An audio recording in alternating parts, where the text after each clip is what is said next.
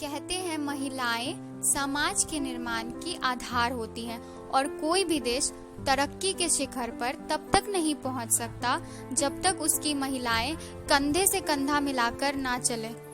चलो मैं आज आप सबको इस देश का एक ऐसा आईना दिखाती हूँ जिसे सब देखते और समझते हुए भी इस पे हमेशा पर्दा डालकर चलते हैं। ये हमारा वही देश है जहाँ युगों युगों से देवी माँ दुर्गा और उनके अनेक रूप की पूजा की जाती है और उसी देश में बालिग तो छोड़ो, नाबालिग बच्चियों की भी इज्जत लूट ली जाती है।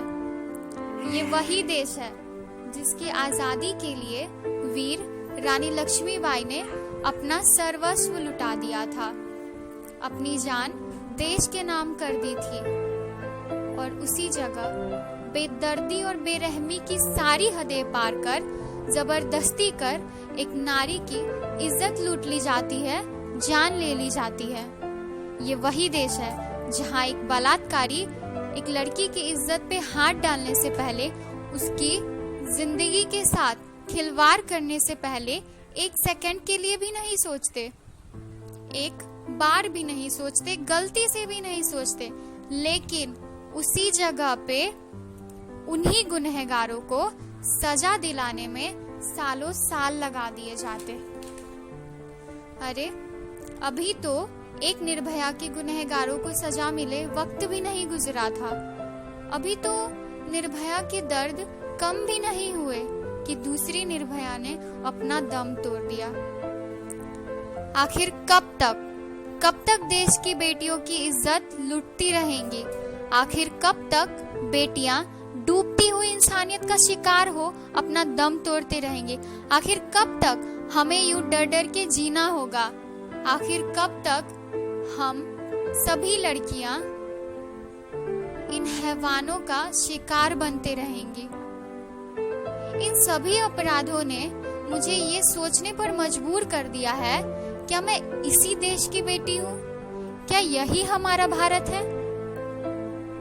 अगर इन दरिंदों को सजा नहीं मिल सकती, अगर लड़कियां महफूज नहीं हो सकती, अगर हमारा संविधान और हमारा कानून हमें सुरक्षित नहीं रख सकता, तो इस देश को और इस देश की बेटियों को ऐसे संविधान और ऐसे कानून व्यवस्था की कोई जरूरत नहीं है।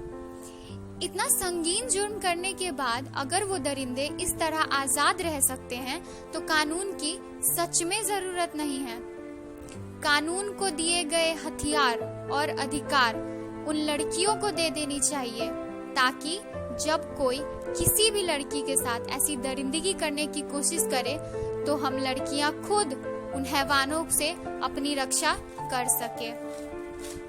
बढ़ती अपराध को देखते हुए मैं बस एक बात कहना चाहूंगी, अगर हमें अपने आप को और देश की बेटियों को सुरक्षित करना है तो सभी लड़कियों को जागरूक होना पड़ेगा। हमें अपनी नारी शक्ति को बढ़ाना होगा, हमें खुद अपनी सुरक्षा कवच बनानी होगी।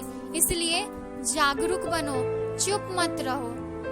और कुछ शब्द मैं तुम हैवानों के लिए भी बोलना चाहूंगी।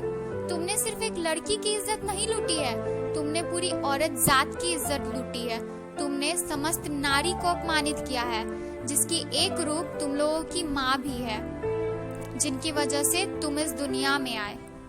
याद रखो, जो व्यक्ति स्त्री का अपमान करता है वो अपनी माँ का अपमान करता है, जो माँ का अपमान करता है वो भगवान का अपमान करता है, जो भगवान का अपमान करता है उसका अंत निश्चित है। इसलिए तुम लोगों को सजा जरूर मिलेगी और मनीषा को न्याय जरूर मिलेगा। आप सभी लोगों से, इस देश के सभी लोगों से मैं एक रिक्वेस्ट करना चाहती हूँ कि प्लीज आगे बढ़ो।